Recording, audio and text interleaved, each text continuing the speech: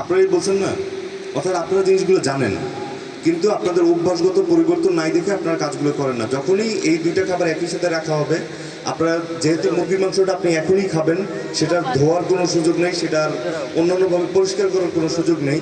এই খাবারটা থেকে যদি বালু ওই রান্না করা খাবারে পড়ে, সেটা কি আর বের করা সম্ভব? আর কিন্তু বের করা সম্ভব না, অর্থাৎ আপনার ওই খাবারটা নষ্টই হইল।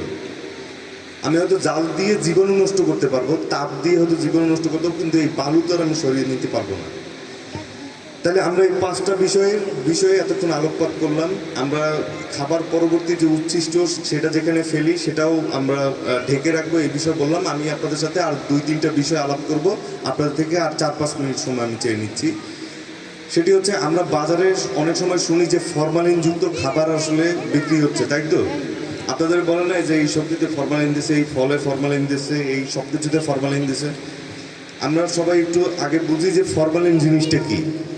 ফরমালিন হচ্ছে একটা কেমিক্যাল, যেই কেমিক্যালটা মাংস বা ডিম এই জাতীয় খাবারকে সংরক্ষণ করে, বা এই জাতীয় যে প্রাণীর যে বডি, অর্থাৎ প্রাণীর যে শরীর, সেগুলোকে সংরক্ষণ করে। অর্থাৎ আপনার মাছ, মাংস, ডিম এই জাতীয় খাবারে শুধুমাত্র ফরমালিন কাজ করে, যেখানে প্রোটিন আছে।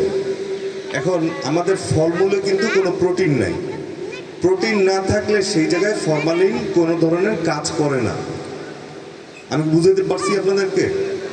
অর্থাৎ আমাদের যে বাজারের ফলমূল আছে, সেখানে যদি আমি আপনাদেরকে এখন ফরমালিন স্প্রে করে দেই, আপনার চোখের সামনে বসে যদি আমি ফরমালিন দেই, সেই ফরমালিন যদি শাকসবজি এবং ফলমূলে দেই এবং সেটা যদি আপনাকে খাইতে দেই, আপনি শুধুমাত্র ধুয়ে নিয়ে সেটা খাই।